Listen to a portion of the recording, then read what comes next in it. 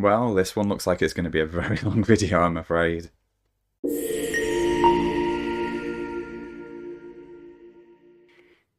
Hi everyone, and welcome back to One Autistic Person. The hat's back. It's freezing cold, and I wanted something to fiddle with because this is going to be what I think is going to be a long video. It's extremely scripted in comparison to my other videos, so I apologise for any sort of falling over my words. I'll try my best to sort of work through that. I hope you like the new intro that I've done. I was watching videos back and I found the noise quite harsh myself, and I wondered whether other people might be, so I've changed it. Hopefully it's a little bit easier on the ears. So this video is going through the DSM-5 criteria.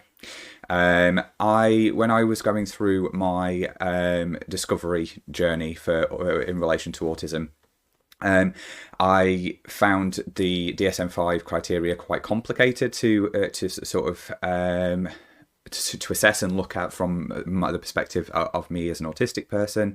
Even when I knew I was, I sort of struggled to navigate it quite a bit, and I watched quite a few videos on YouTube, and I just wanted to do the same kind of thing here.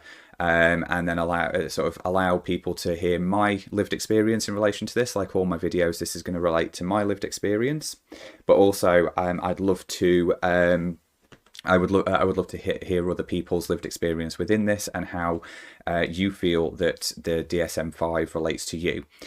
So I'm just going to go through it. And the reason why it's going to be quite long is because of the fact that I really want to do it justice. I want to give it as much information as possible, and I just know that's going to probably end up with it being long, as well as the fact that it's scripted, which I always overscript, which then means that I talk a lot and ramble on. So I apologise for any rambling before we start. So first of all, what is the DSM-5? So the DSM-5 stands for the Diagnostic and Statistical Manual of Mental Disorders, and it's the 5th edition. And this was created over a 10-year period by around 100 international experts in all aspects of mental health. So the DSM-5 doesn't just cover autism, it covers all mental health conditions and neurodevelopmental issues, and basically anything to do with the mind, learning difficulties, that type of thing. So it covers a wide variety of anything to do with the mind that needs to be diagnosed. And what it does is it just allows people who are diagnosing to have a really cohesive way of doing it, and making sure that everybody is having the same standard of care across the diagnosis process, and that those diagnoses all take the same things into account. It's obviously used to diagnose autism, and it has a very specific set of criteria, which I'm going to go through in this video. And as always, like I say, it's going to be I'm going to relate it back to my lived experience, but also opening up the floor for all of you to share your lived experience in relation to it, and how you feel you relate to the criteria. When considering this criteria, I cannot stress enough that autism is part of who we are. The reason the criteria is worded the way that it is kind of like I've talked about in videos that I've done recently, which is the fact that the diagnosis requirements is that it needs to be looked at as a deficit to have the diagnosis, because it's looking at it from a support needs perspective, and it's looking at it from it has to see how it has a detrimental impact on your everyday life.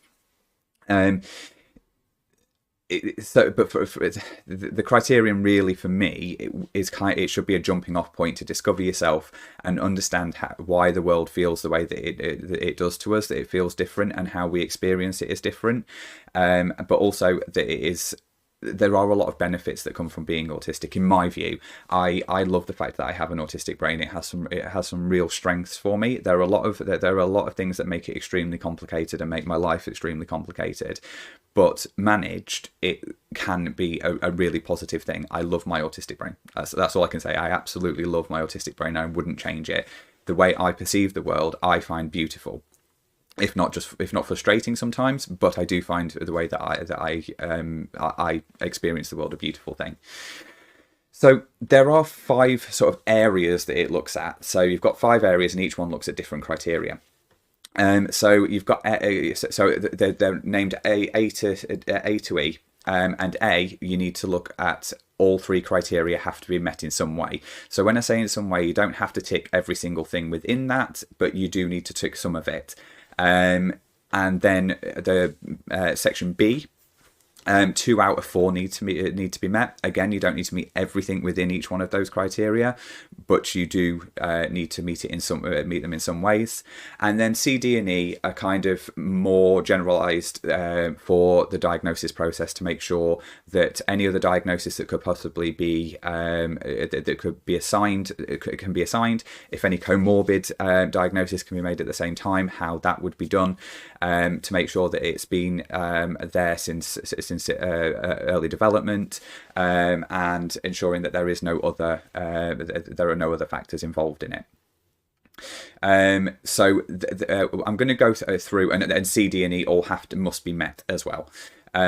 So what I'm going to do is I'm going to go through each one, and this little thing at the side of me here is going to have each one of, originally it's going to have the categorization, and then it's going to have the different criteria within that. So I'm going to just sort of briefly touch on what the overarching criteria is, and then go through the different bits. So in A, I'm going to go through part 1, part 2, part 3 of the criteria, but also have a look at the overarching to begin with. So let's have a look at what category A is. So it is persistent deficit in social communication and social interaction across multiple contexts as manifested by the following. So by the next 3 criteria sets that we're going to look at: currently or by history. So currently happening now, or historically happened, or showed historically. These examples are illustrative and not exhaustive. So it basically means that it's giving the person doing the diagnosis an idea.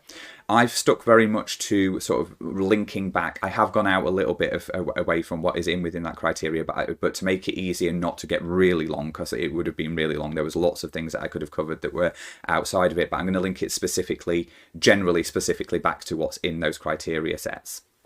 And when it says not exhaustive, this means it gives some freedom to the person doing the diagnosis to be able to assess you individually, rather than us looking at everything and saying that everything has to fit within what is said within that diagnosis criteria.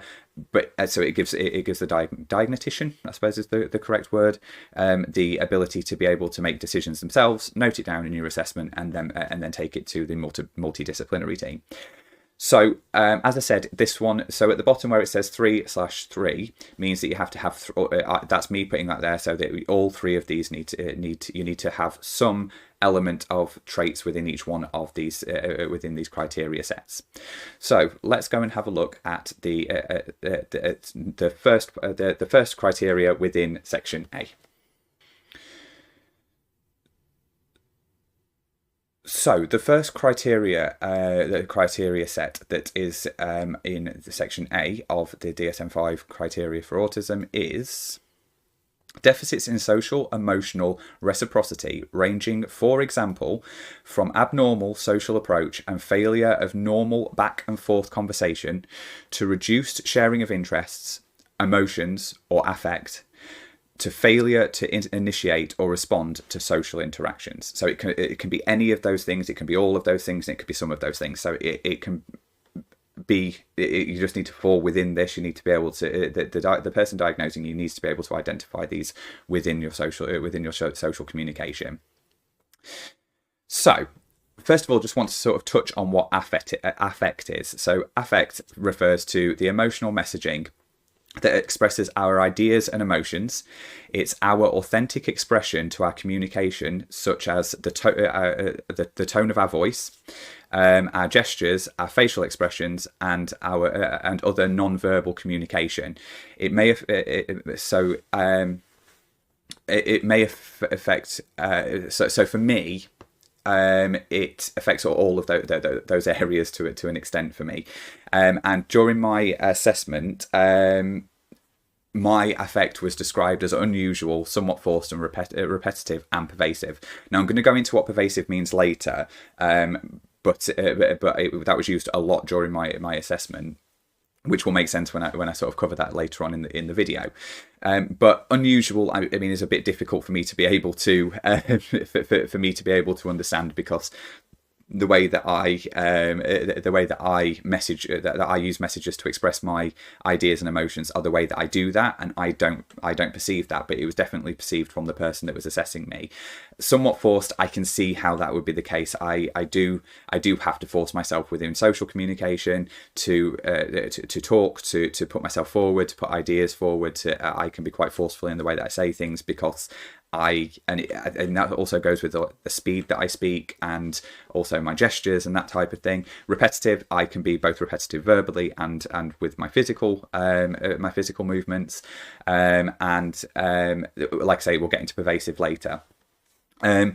One of the things that was brought up was my monologuing. So I would monologue quite a lot when I was talking about my interests and things that meant something to me, that I would just continue talking. And quite often the assessor had to step in, and that was said in my assessment about the fact that she had to stop me and sort of say, we need to move on now, because I was quite often going over the same thing again and again. So the repetitive side of the affect side of it.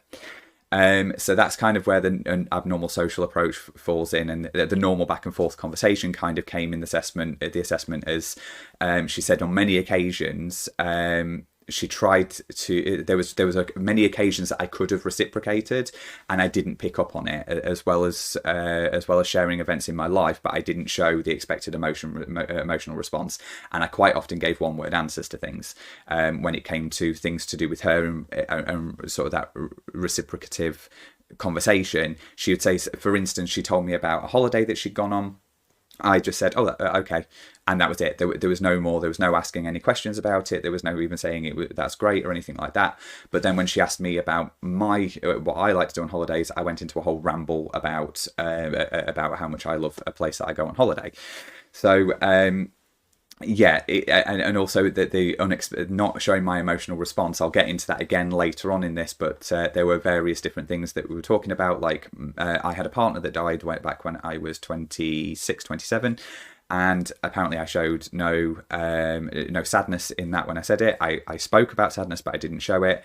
And also I was talking about a current situation that had happened that I was angry about, and I didn't show any facial expressions or any sort of bodily I was going to say bodily function, any body language that sort of represented anger. Interrupting. So I interrupted quite a lot, apparently, and tried to sort of answer things before she'd finished, which is something that I do quite often. I do feel the need to say what I'm thinking when I think it. I kind of will people to finish what they're saying, and I often think that I know what the person's trying to say before they're finished. I can get that wrong, of course, but I do often think, can I just get out what I want to say? And I feel afterwards really bad about that, because I realise that I have quite often stopped somebody from talking or tried to hurry them along, which I would be upset if somebody did that to me. And then sort of on the reduced sharing of interest, that was quite an interesting one that I discussed after my assessment in my feedback session, because she said about the fact that I clearly rabbit holed within my interests, but that I didn't share them with others. And I was like, but I do share them with others. I do tell people and show people what I've done. And she said, that's not what I mean. What they mean by not sharing interest is not having interests that you actually share with each other. So, for instance, I can spend 20 hours on the Sims building houses, creating Sims, mainly building houses and buildings and stuff, and then I will show my housemate what I've done. So showing my housemate what I've done is not the same as sharing that interest with him, and I felt like that is sharing the interest with him. So I kind of got confused by what that meant, and I felt like it didn't refer to me, but it clearly does. Nothing I do from a special interest perspective is a shared interest. People might come along with me, but it's definitely something that I'm experiencing and something that is about how I feel about that thing. And then to sort of touch back on the emotion side of it again, obviously I've done videos about the fact that I clearly have alexithymia. So that obviously not being able to describe or define your emotions does have a major impact on how you're able to communicate them. So again, that would have an effect on my affect. And there's also an added issue there with me that when I have shared my emotions in the past, I've shared them in a way that other people have found uncomfortable. So my lived experience with that makes it quite difficult, because I am anxious about sharing my emotions because of the fact of negative responses from it. And on the failure to initiate and respond to social interactions, to an extent, that is true for me. I've learned to mask it a lot. It is an area that I mask quite a bit, but I do find it extremely draining trying to respond to social interactions. And I do often find myself, as she said, giving one-word responses and not having that back and forth of conversation, and I can just stop talking and not realize it. Again, if you've watched my other videos, you'll have heard the story about the work scenario when I just got up and walked away from somebody while they were still talking to me.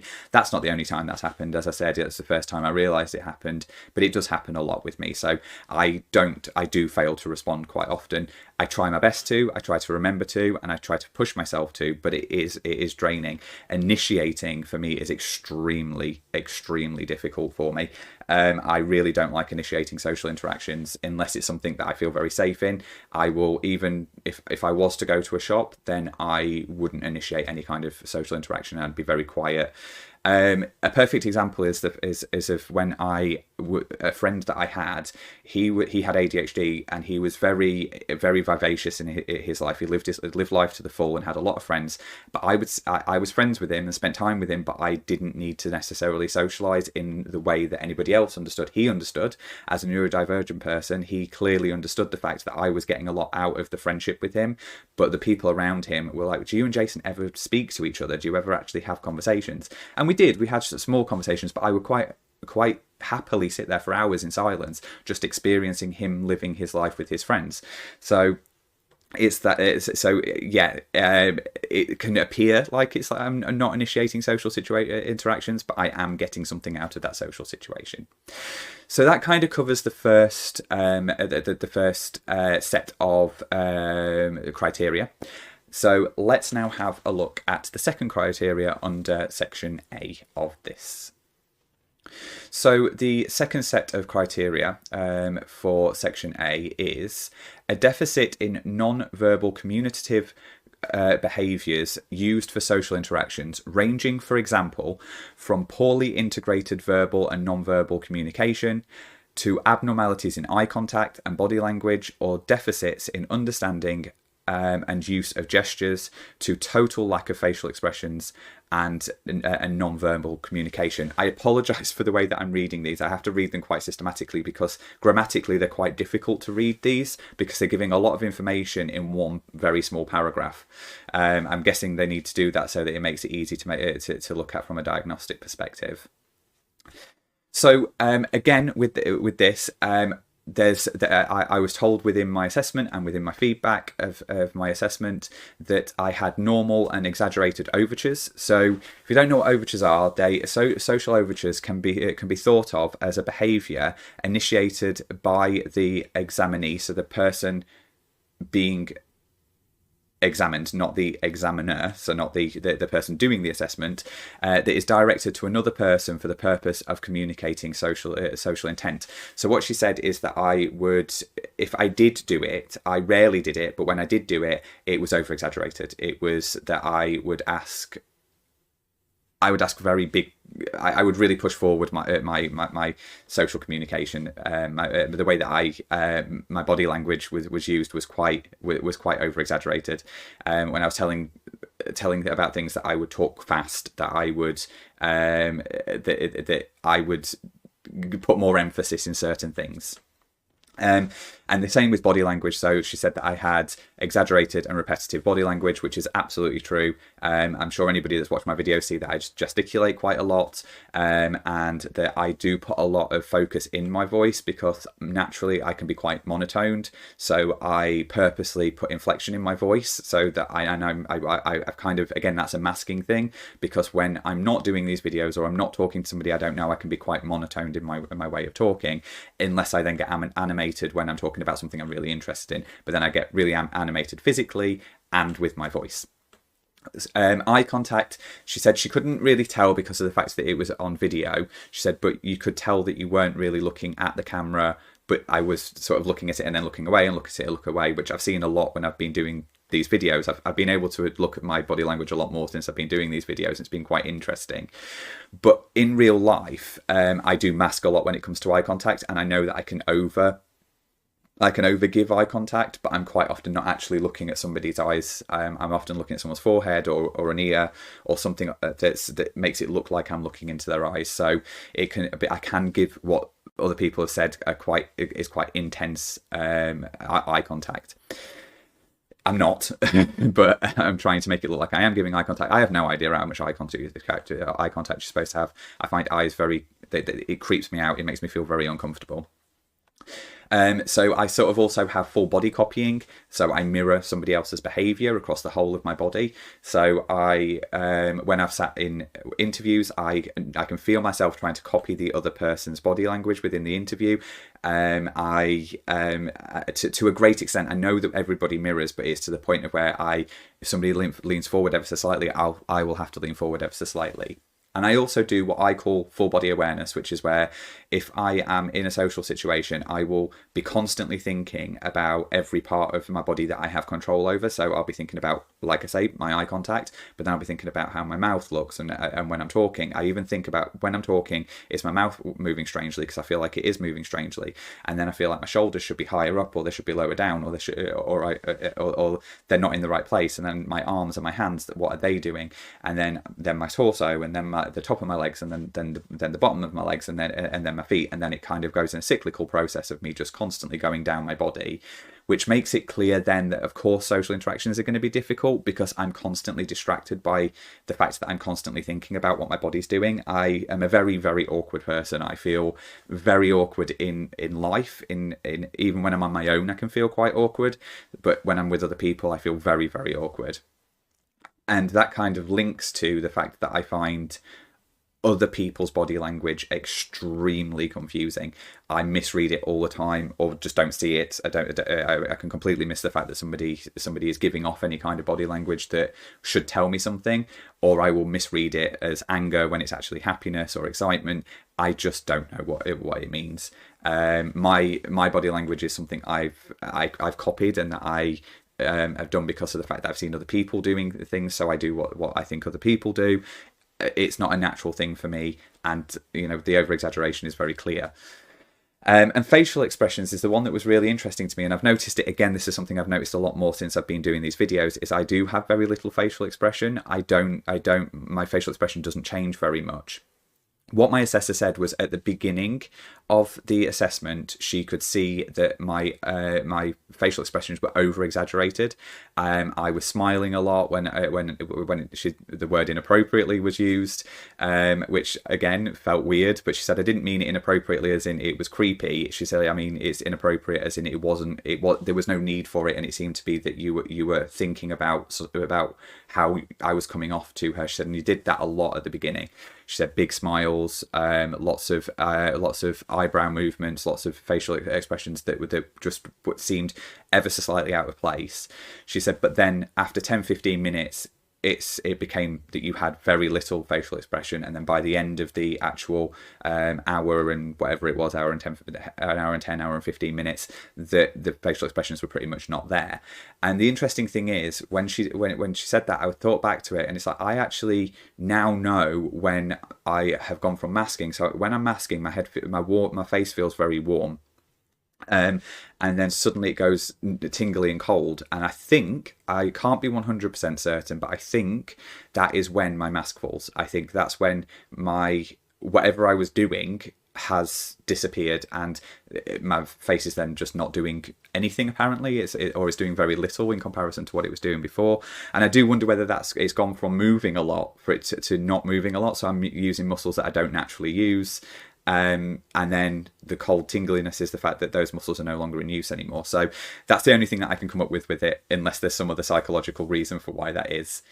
So yeah, that for me is part two of this, and it's very much around that I kind of over exaggerate a lot and do a lot, and it's a lot around masking with this one for me. And it was great that my assessor saw that and actually specifically put that in the assessment that I was masking, because that made a lot more sense to me. And this one really was about being seen from an external perspective, because these were things that I couldn't see about myself and now do see a lot more of. And a lot of things now make sense to me that were really difficult for me to understand, like how I was perceived by other people. So that's the second one. So let's now have a look at the third one. So the third set of criteria is deficits in developing, maintaining and understanding relationships, ranging, for example, from difficulties adjusting behaviour to suit various social contexts, to difficulties in sharing in imaginative play or making friends, to an absence of interest in peers. So, with this one, I struggle with having too many people in my life, and by too many, as I've mentioned many times in videos, I have three main people in my life at any one time. And this, I always find this sounds awful, but they all kind of have a function to me, and that they're very important. I care very deeply about them, and they're really, really important to me as parts of my life. So the constant person that's always there is my mum. Always part of my life, and is the main person that's there. And then it's a partner. It's usually a partner, but currently it's my roommate. My roommate actually used to be my partner, but we're no longer together. But we still live together. We're still very supportive of each other, but we definitely live very different lives. And I'm not really looking for a relationship as such. At the moment. So and then I also have somebody who's a friend, and as I've said, I can only really have one friend. I'm unable to have further meaningful relationships. So obviously I have people on the periphery and people that I know. I wouldn't use the word acquaintance because I think that's too close, but they are people that I know and people that I communicate with. But I just find, but rarely, but it's few and far between. Basically, that's the case, and there's a long time period between when I will necessarily communicate with those people, but I'll kind of jump into a little bit of social interaction, but then they're not around for very long again, and so I have little dips of social interaction, little dips into social interaction with those people. And I can't sustain those relationships. Those three relationships are the only three relationships that I can sustain in my life. I obviously also have work colleagues and things like that, but they're very separate in my mind. I don't have an innate interest in my peers. I am supportive and show care for others, and I do want others to be happy. But it is a distance. I kind of look at the peers as a work situation, really. I overarchingly just find people confusing, to be honest with you, and people feel I am not empathetic, but I do empathise. I just show it in a different way. For me, I understand the fact that the sort of neurotypical way of empathising is to show that somebody cares and says that they care about that situation, and say they're sorry to hear something or they want to hear more about something. My go-to is to share my experience that's shared with them, that's a similar experience to theirs, which is automatically seen as me then taking over. And actually what I want to do is share my experience for them to then further share their experience with me, but it so often doesn't work that way, and it comes off as not being empathetic, when actually it's just a different way of showing empathy, in my view. So yeah, I don't show an in-depth interest in my peers. I hold them at a distance, but it doesn't mean I don't care. I did struggle with imaginative play when I was a kid. I would play, but it was always based on real life. It was always real life experiences when I was with other people. But when I was on my own, I was very imaginative. I actually probably lived inside my head for 75% of the time in a fantasy world, but it was my fantasy world. Nobody else was part of it. It was, and I would disappear for ages and ages. I'd walk around pacing, bouncing, spinning, doing all of the things that I was doing, and just living my best life inside my head. But when it came to actually outwardly being imaginative, I always struggled with it. And even when I have been doing imaginative play with my friends' children, it's always been, when I've looked back on it, it's always been very methodical. And I've also really struggled with it, that I've wanted to take over and put the rules in place, and there needs to be rules to it. And it's the same when I play games. It's like there needs to be rules. Everything has to be done by a set of rules. And I need to understand it, and it can. I've learned how to do it when I'm playing with children, because of the fact that I've got to let them do what they're doing and not take over. Quite often, I'll then when they've disappeared, I'll play with whatever toy it is they were playing with in the way that I needed to play with it so I can get it out of my head. But yeah, imaginative play for me was extremely difficult. I feel that often I am holding back a lot in social situations. I mask a lot and stop myself from talking, as I feel I always get social interactions wrong due to people's reactions to me.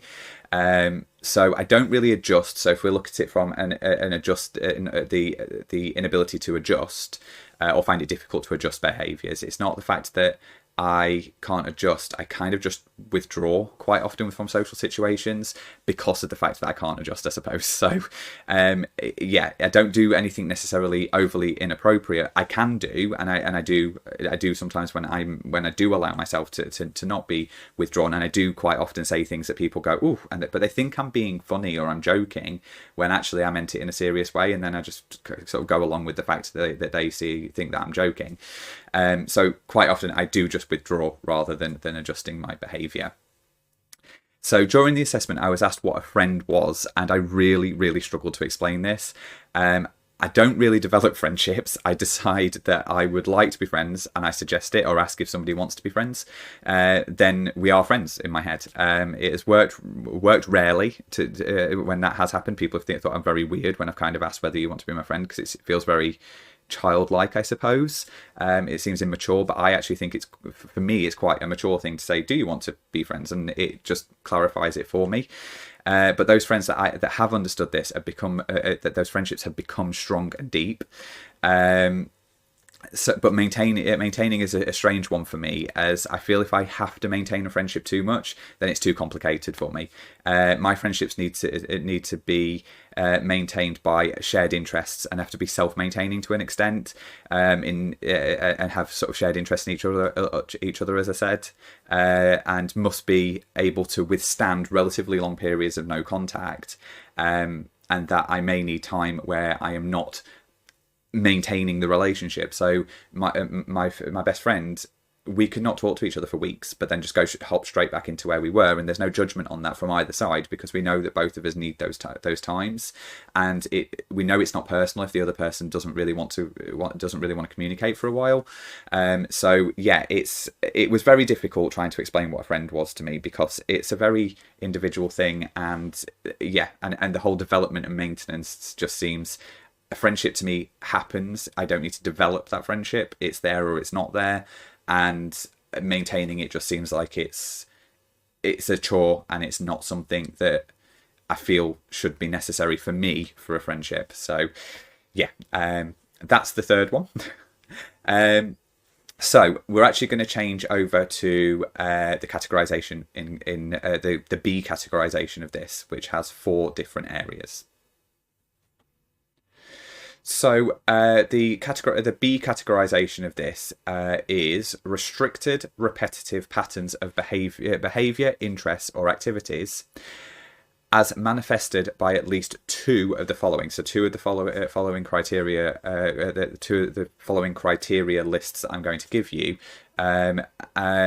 currently or by history. And again, that these examples are illustrative and not exhaustive. So they are for the assessor to make a decision based on it, and they are able to make decisions from it that's a little bit more nuanced, I suppose, based on the person that they're interacting with.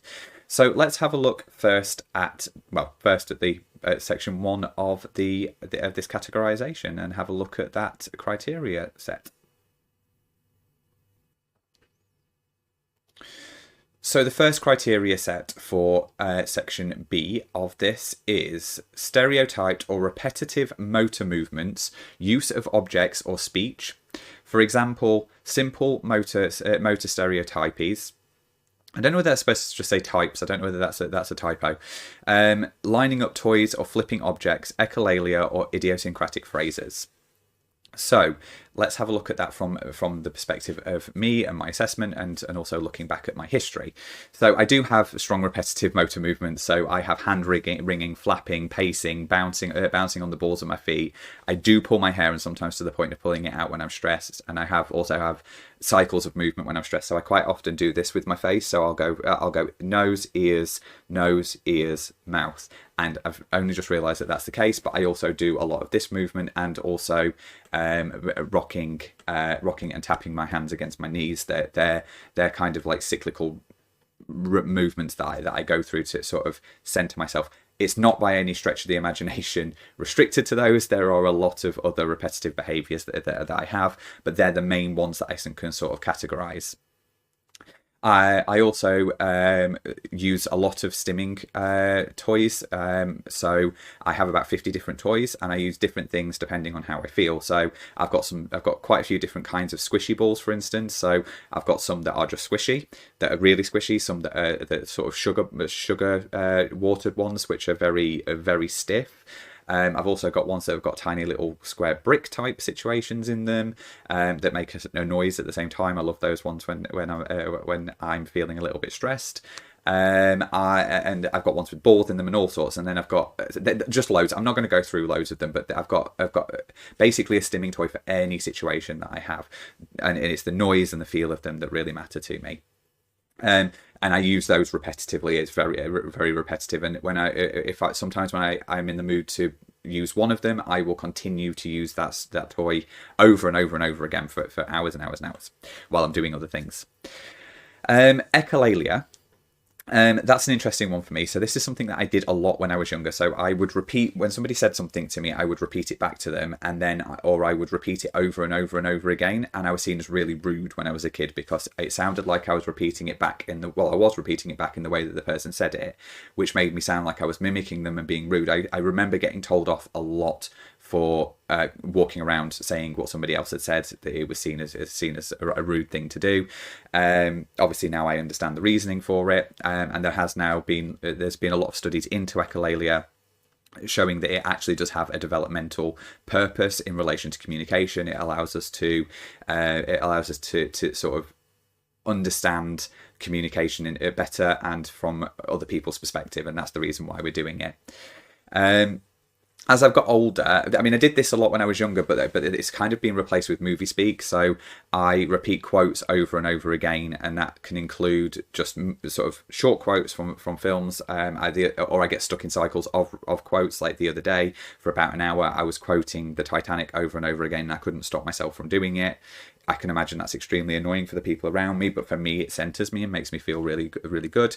Or it can be longer monologues. So I think I've mentioned this one before, that there is a monologue from Doctor Who that was, if anybody watches Doctor Who, that Harriet Arbinger says when Sutek is arriving and he's been attached to the TARDIS, and I know that word for word. I love the way it sounds. I love the way it's rhythmically said, and I love the actual context behind it as well. But the way it's said, I love the sound of it, and I can repeat that over and over again. And again, I talk about things specifically over and over again. So I'll go back to discussions that I've already had with the same people over and over again, even though nothing's changed. I have safe conversations with my mum, for instance, where I'll talk about the same thing over and over. And that can be over a really long period of time, that I just keep talking about the same thing every time we speak. When I go shopping, which is extremely rare these days, I haven't been shopping for months and months and months. Thank goodness for online shopping. I have to put items in an order in the trolley. I only use a trolley. A trolley is a cart in America, if anybody's watching from America. And I have to put them in a very specific order in the trolley, and then I only ever use a self-service checkout. I don't ever do the face-to-face ones, and it then gets scanned and it goes on the self-service in exactly the thing that it weighs the stuff, that I put them on exactly the same way on that. Everything has to be facing forward, so all of the bottles, all of the I was going to say signs, the labels have to be facing the right way. Everything has to be facing the same way, and then I do the same thing when I put it in the bag. So I don't ever put it in the bag first. It has to go on the checkout weighing thing, and then has to be put in the bag. I don't like putting it in the bag just in case I get it wrong. Idiosyncratic phrases, again, it's something I did a lot more when I was younger. I used to call, I used to call, because I had a cat before I had any other animal, and then I got a rabbit, and it was called, I called it a jumpy cat, and a dog was called a woofy cat, so I called everything a cat. I do think this is potential. I do think idiosyncratic phrases are also very much linked to hyperlexia, because I do, and this was said in my assessment, is that I can quite often use overcomplicated words to explain something, or overcomplicated statements to say something. I try not to do this in my videos very much, but I can overcomplicate saying something because I want to get a point across and feel like I'm saying it from a way of over explaining, which can then become a really complex sentence or a complex set of words that can be. So I think that's very, very much linked, but I don't really use idiosyncratic phrases at all really anymore, but I did much more when I was younger. So that is criteria set 1 for section B. Let's have a look at criteria set 2. So, the criteria set 2 for section or category B is insistence on sameness, inflexible adherence to routines or ritualized patterns, or verbal or non-verbal behavior. For example, extreme distress at small changes, difficulty with transitions, rigid thinking patterns, greeting rituals, need to take same route or eat the same food each day. So, for me, my routines are generally quite loose. My morning routine is extremely strict and has to be done in a certain way and done in a certain cycle. And if it's not, then I have to go back through that cycle.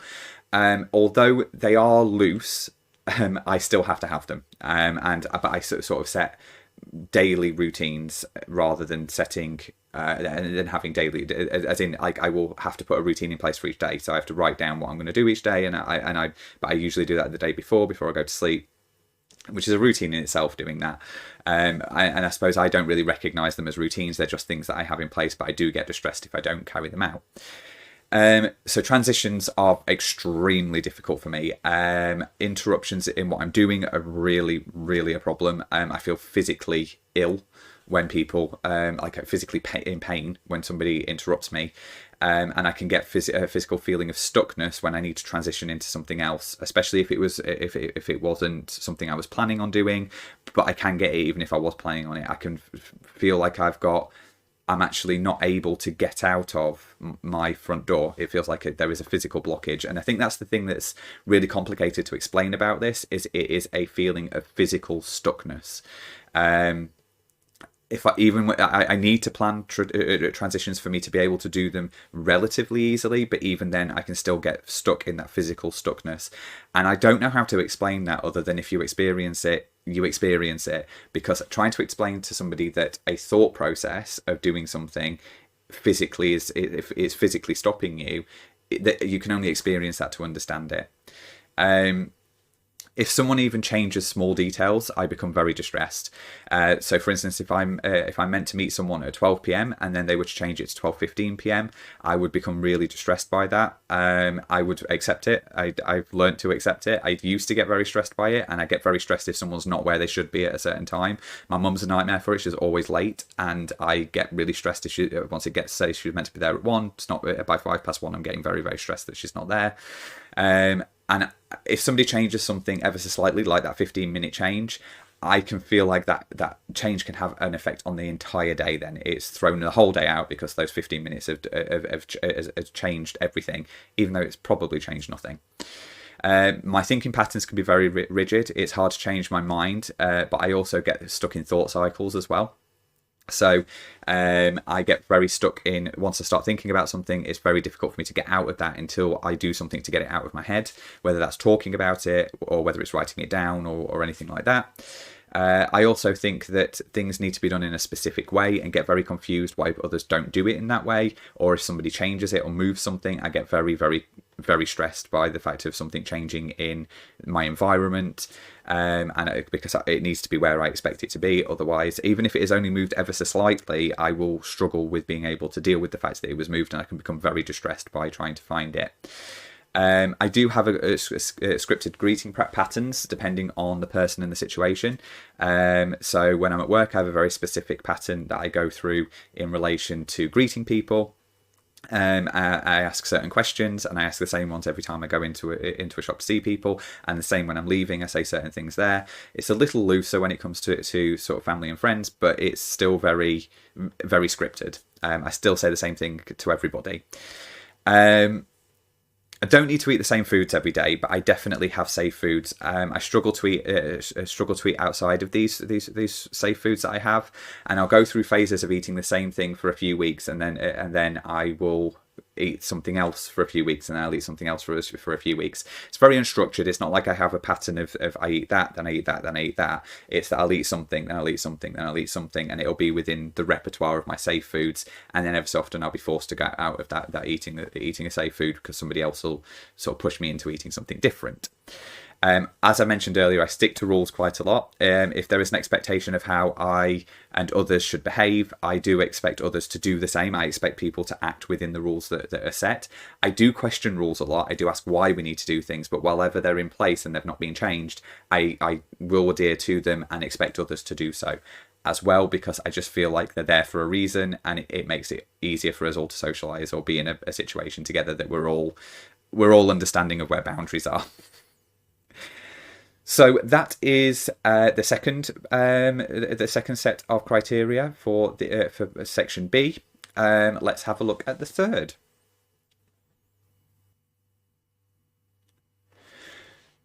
So the third set of criteria for section B is highly restricted, fixated interests that are abnormal in intensity or focus. For example, strong attachment to or preoccupation with unusual objects, excessively circumscribed and perseverative.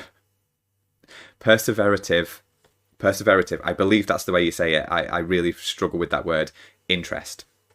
So, first of all, what I'm going to do with this one is have a look at what some of those words mean. So, circumscribed basically means repetitive or restricted. Perseverative means repeating actions, thoughts, or verbal patterns without being able to control them. And I've also thrown in here pervasive, which I mentioned earlier. This was mentioned all the time within my assessment, that a lot of my behaviours were pervasive. So pervasive is used a lot during, as I say, during my diagnosis paperwork. And this was a term used to describe autism. It used to be used to describe autism. The term pervasive development disorder was kind of used as a catch-all before autism was officially seen as a spectrum. It basically means behaviour that results in difficulty in language, relating to others, objects, and events, your own body, sensory differences, and with change. Basically, it's used. If it's used in your paperwork, what it's really saying is you are presenting as autistic. That's basically what I can pick up from it. So I have highly restrictive interests that I intensely engage in. These have changed over time, but have included tornadoes, queens in history that have been socially mistreated, The Sims, Doctor Who, roller coasters, people, and psychology, as well as the analytical areas of my job role.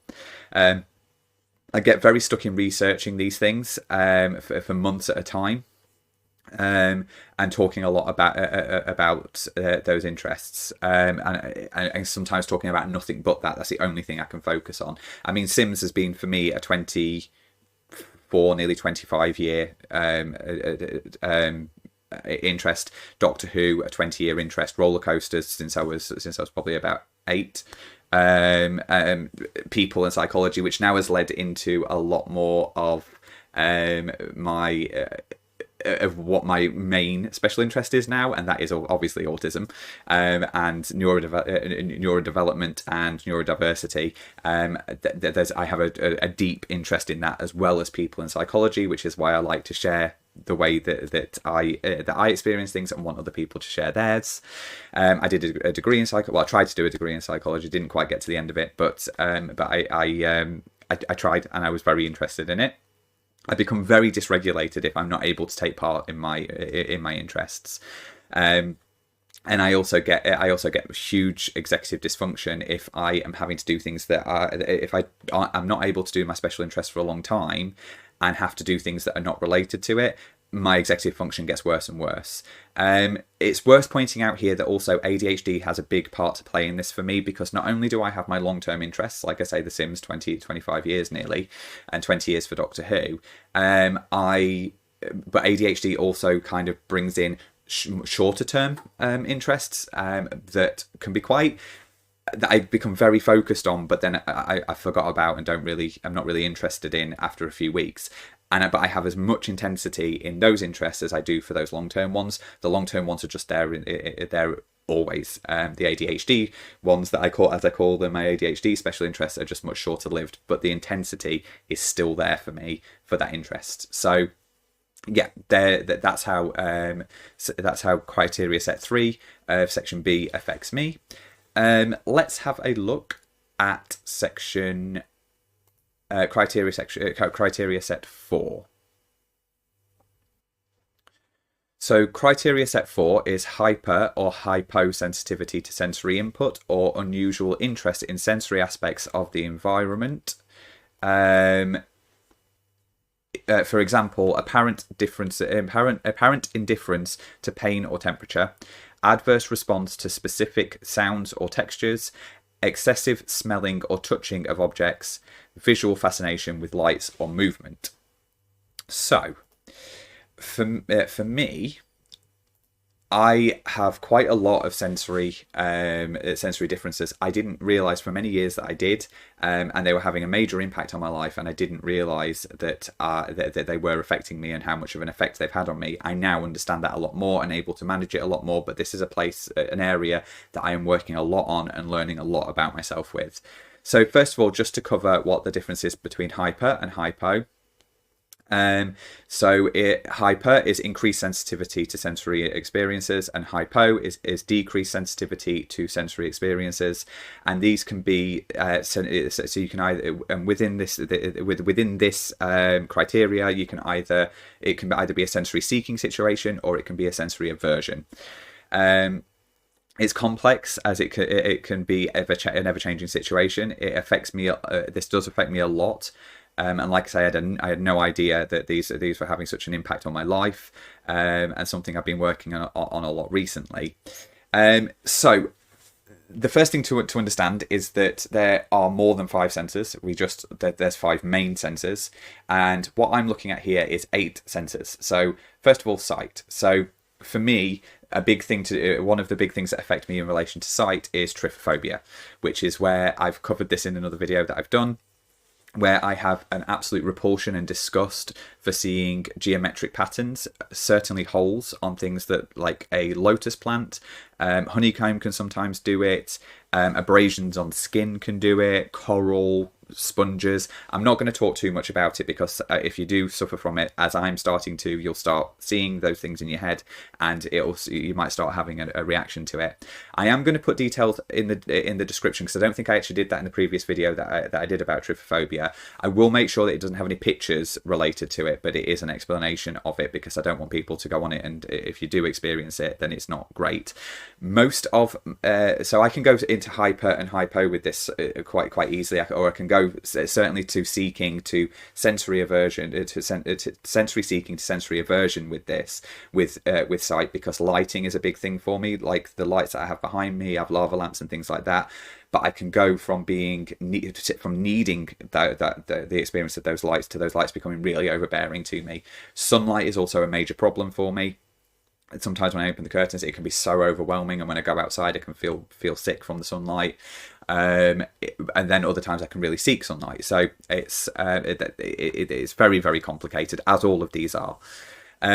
Hearing. So sense number 2 is hearing for me. I'm doing these in no particular order, I must be honest.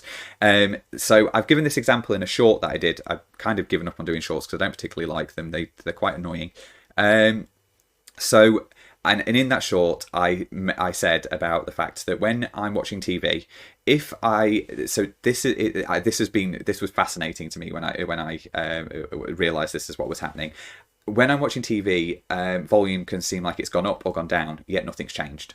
So I realised that when I have an internal thought that distracts me from the TV seems to go quieter and remains quieter after I've come back to it, and I need to turn the TV up.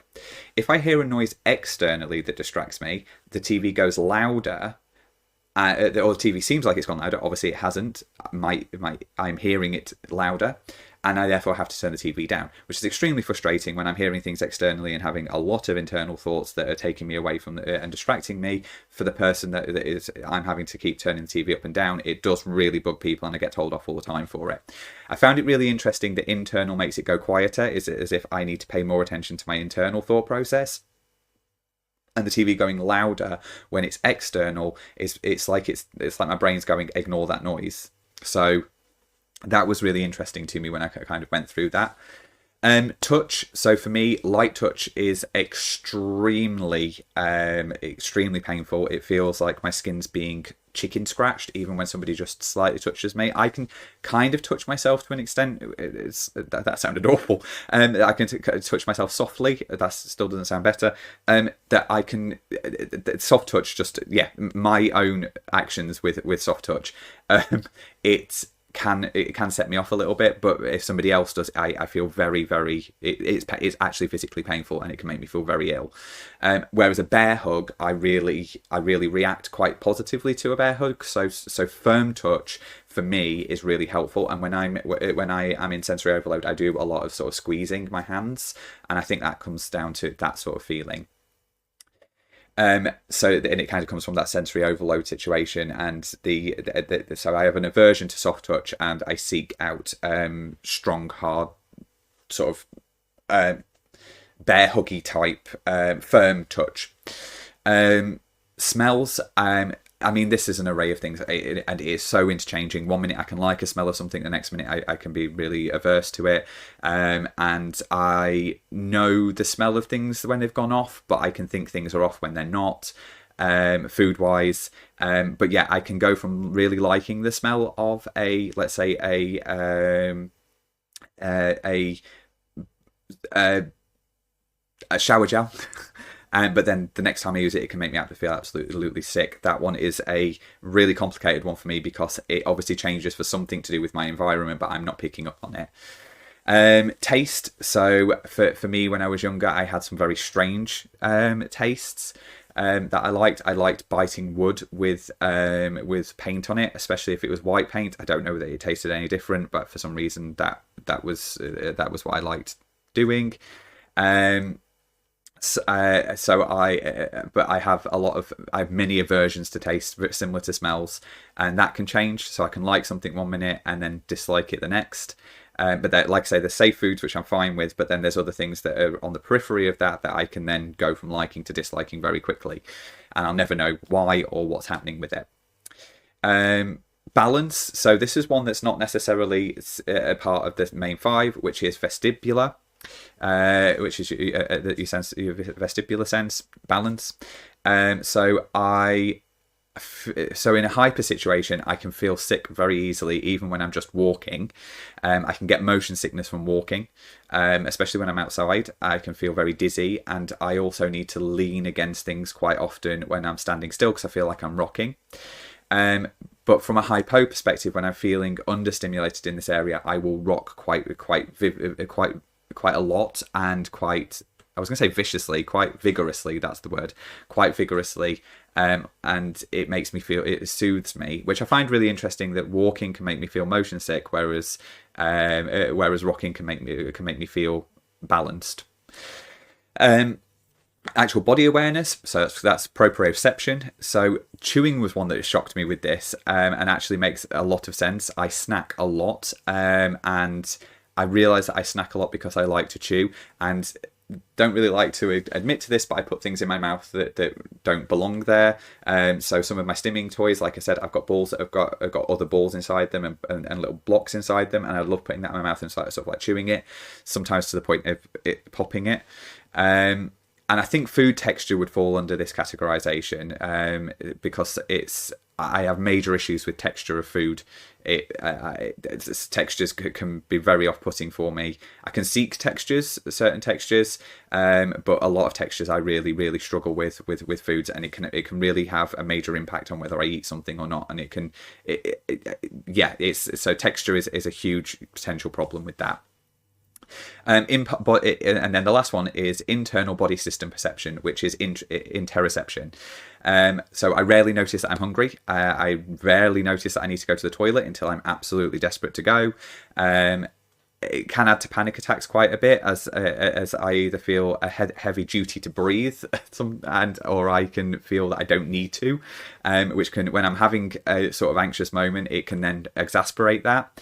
I am also often very aware of my heartbeat, and I can hear my blood in my moving around my body, and feel my blood going around my body, and I can feel my heartbeat not just in my chest but also in my tummy, and I can feel lots of movements. And it can often lead to confusion by normal bodily functions, and I can often feel like something's wrong, even though it's just my body being my body. My brain will go, "Oh, there's something wrong," because you can feel something there, and you don't usually feel it. So yeah, I've sped through that one because it's very long, and I can feel that this video is going on quite long already, and I could talk about sensory stuff forever. I am going to do videos on each one of the senses, actually. Each one of those 8 senses I'm going to do a separate video on, but that's kind of an overarching thing that's covered within that, from how the sensory things affect me. Sensory differences affect me. So we're now going to go and have a brief look at severity levels in autistic diagnosis. So we'll just have a look at that.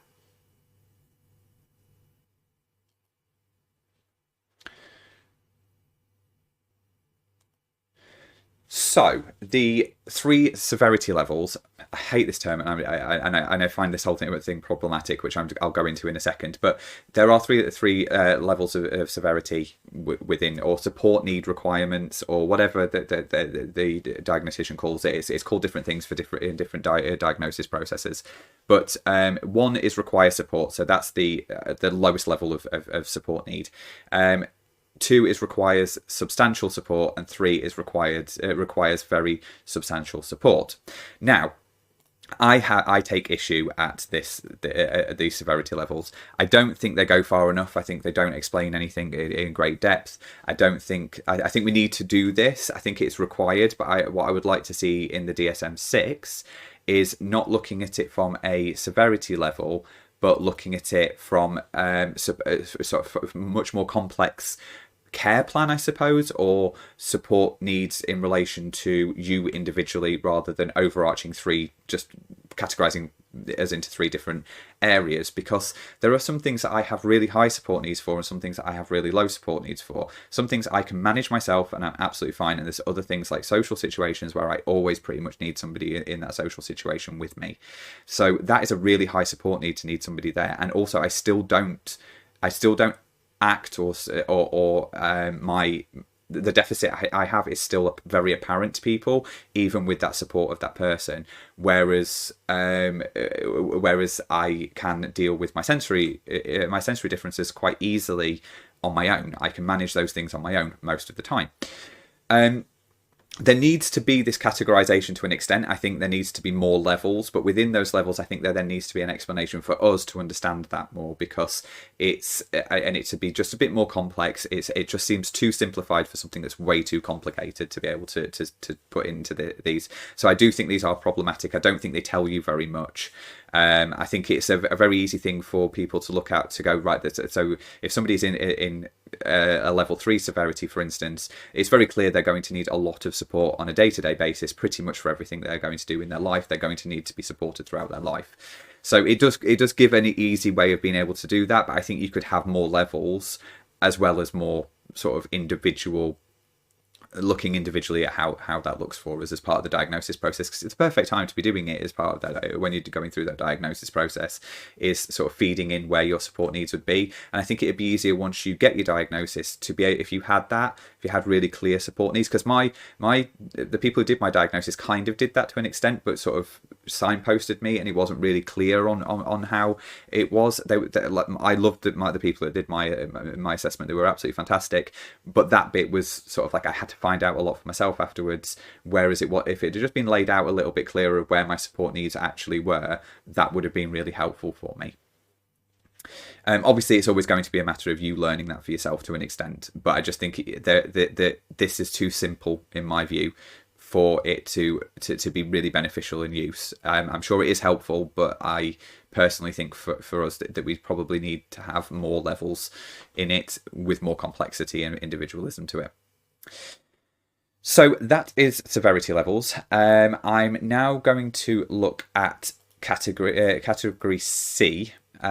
So like I say, these ones are more around making sure that the diagnosis is correct, and that it sort of focuses on making sure the diagnosis is being carried out properly. It's more of a check and measures situation for the person doing the diagnosis, and when they take it to the multidisciplinary team to make sure that they have accounted for everything.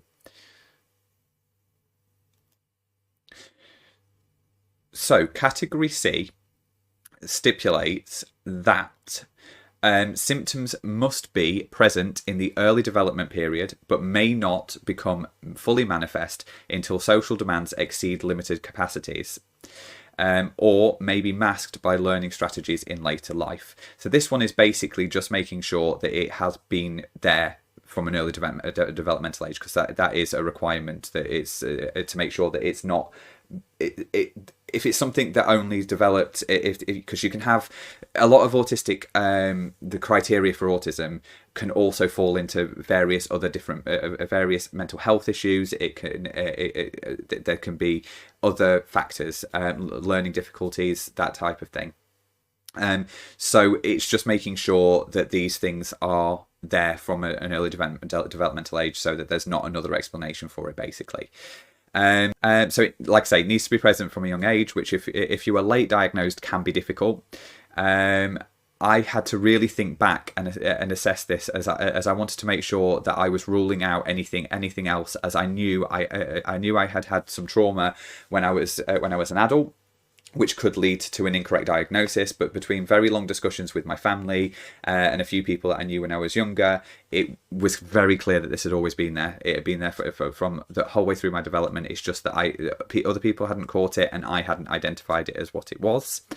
I'd always known there was something there. I just didn't know what it was. I had to mask a lot when I was younger.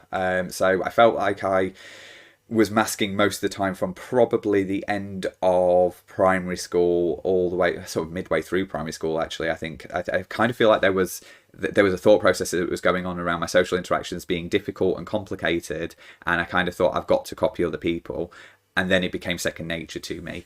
And then as I sort of became aware of the fact that there were differences within the way that I thought, I kind of went into a self-denial perspective, but my mask was falling a lot, and it was starting to come down itself without me doing anything. Probably about 3 or 4 years ago this started, and I think it's because I was burning out.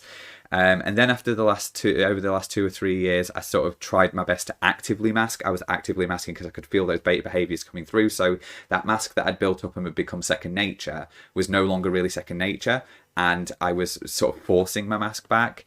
So it's become very obvious to me as I've looked back at things that I had a lot of what people considered anger issues when I was younger, which now I can see were meltdowns. They always came out of the blue, and it was always about me feeling this pent up frustration at everything that was going on around me, and nobody could understand why I would just suddenly get very angry and frustrated to an extreme extent, where there was screaming and shouting and throwing, and that sort of happened a lot during my teenage years, and I was just very confused about everything, and I felt it was more so, and my mum was very confused by it. It was very much more so than everybody thought that I should be angry, and there was never really a reason that could be easily picked up on. So it was very clear when I look back that it was there from an early developmental situation. And like I say, I could sort of felt in primary school that I had made a decision actively, but then it became second nature to me to mask until a few years ago. And then, like I say, I feel I went into burnout, and then from that I kind of went into denial, and it was a very confusing time. And then I had to actively mask because I knew that my behaviour was changing, but I didn't know why it was changing, and that all now makes sense. So yeah, I was able to look back and be able to see those things in myself, and then, like I say, conversations with my family sort of clarified it all for me. So let's have a look at categorization, the category D section. So category D looks at symptoms cause clinically significant impairment in social, occupational, or other important areas of current functioning. So to get for somebody to diagnose you, it needs to actively be a problem for you. The problems and impairments need to be present currently as well as historically. So for me, it does and has always affected all aspects of my life, from friendships, home life, but it also had a huge impact on. It's had a huge impact on my working life, and had a really negative impact on my school life. Basically, every area of every era of my life has been defined by me being autistic. Much of my past experience is negative, but since discovering it, it has overarchingly been positive for me. Nothing has changed as such, but I am much kinder to myself. That is probably the biggest takeaway that I would say from this whole experience, is I am way more kinder to myself, and I allow myself the things in the space I need to be regulated, and self-care is now a big part of my life. Whereas historically, I actually didn't even understand what self-care meant. I didn't know how you could care for yourself. When people used that term and used sort of like focusing on yourself and being kind to yourself, I didn't understand it. Whereas now I totally feel that and totally understand that it is so important to do it. And I think it's because I just didn't know how to do it. I would actually say that my behaviour was self-destructive without knowing it was. I'm not neurotypical, and I need to account for that in my day-to-day life. Now I suppose the biggest thing is that I won't be forced by either myself or anyone else to put myself at risk mentally ever again. I now understand the importance of my mental health, but also how I can make sure that my mental health is accounted for. My mental health is extremely bad because of my life previously, when I wasn't accounting for those things. The damage there is done, and I think I'm going to have issues with that for the rest of my life. I am able to manage that better, and my mental health is better than it was a year ago, but I don't think it will ever be great. And I think I will have issues with it for the rest of my life because of the fact that I wasn't able to put any management in place for it. I think there's a lot of damage done, and I think my life would have been very different had I known when I was younger. It's nobody's fault that I didn't know when I was younger. I blamed everyone at when it first started, just thinking, not actively blaming everyone, but I went into this blame thing of blaming my mum, blaming me, blaming my school, blaming everybody for it, mainly myself for not noticing earlier. No, it's nobody's fault. It really isn't. If you get late diagnosed, it's nobody's fault that happened. People miss things; they're not looking for it. So it's, and quite often people look the other way from it. They don't want to see it. And if you are able to mask, then they just think you're okay. That you're just a bit odd. That's kind of what I think people thought with me. And I don't think, and obviously most people didn't see what it was doing to my mental health, because that was me internally. That was happening with me. Yes, there were outward issues that were coming with that, but I also think people just thought I had mental health issues, and that was down to me to sort of manage myself. So, yeah, I'm very kind to myself now, and I am a big advocate for self-care. And I never thought I would be somebody that would say that, because I never understood what it meant, and it always seemed like this abstract concept to me, whereas now it is very much part of my life to care for myself and not put my own mental health at risk anymore. And like I say, I won't let myself or anybody else do that to me anymore. So let's have a look at the final bit, which is category E on the DSM-5 criteria.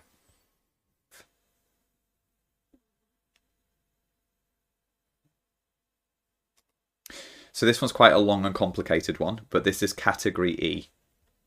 These disturbances are not better explained by intellectual disability, intellectual development disorder, or global development delay.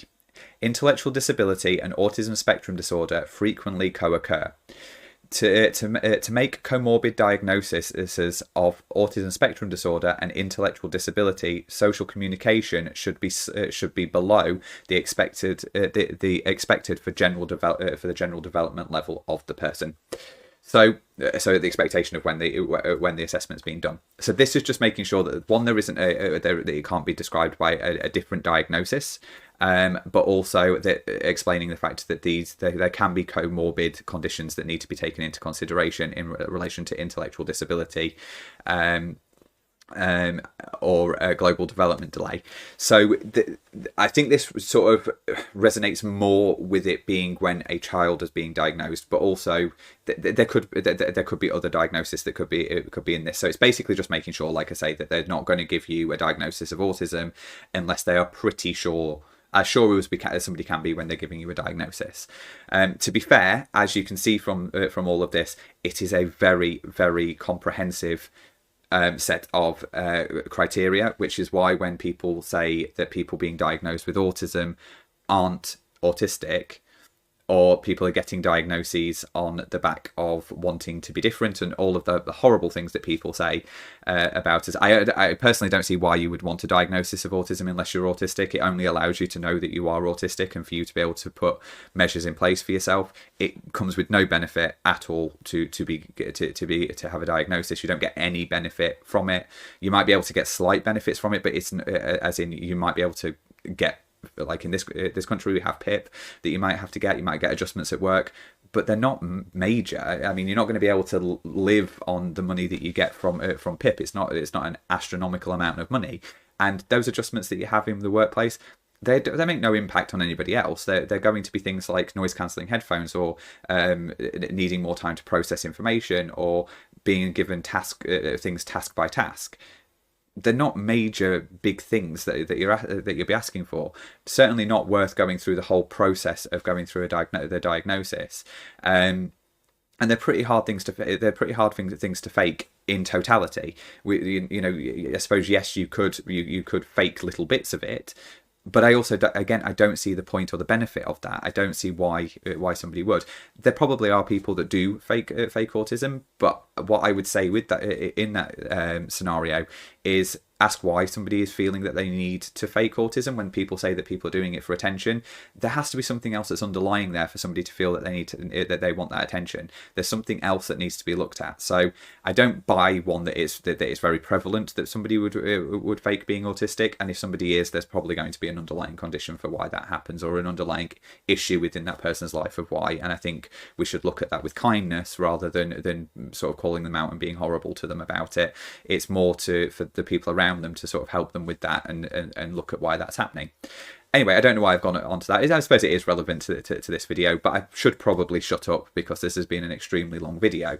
But I hope it has been helpful. It's actually going to be way longer than I even expected it to be. This is going to be by far my longest video, and I feel like I've rushed through it. But I hope it has been helpful for people to sort of hear my experiences of this, and I'd really love to see people sharing their experiences on this one. So as I say, with all of my videos, please comment. I want to hear your experiences. I want to hear how you feel the DSM-5 fits your experience of autism. I am going to ask, because I hate asking for it, but it is obviously helpful for the channel if you could subscribe and like and share, because that allows more people to see my videos, and then more people can be part of the community, and more people can comment, and we can hear each other's experiences more. Unfortunately, that has to be done for videos to go out further in the algorithm. So that would be great if you could do any of those things, subscribing, liking and sharing. It just shows that people are interested in the content, which I hope you are. So thank you very much. Sorry that this has been the astronomically long video it is. I think it's going to be close to an hour and a half, which is ridiculous, which is also going to mean it's going to take me at least an hour for it to upload onto YouTube, which will be fun. Let me know what you think, and like I say, share your experiences with me. I always want to hear, and I will try my best to respond to everybody as much as possible. Thank you very much, and see you in the next one. Thanks. Bye.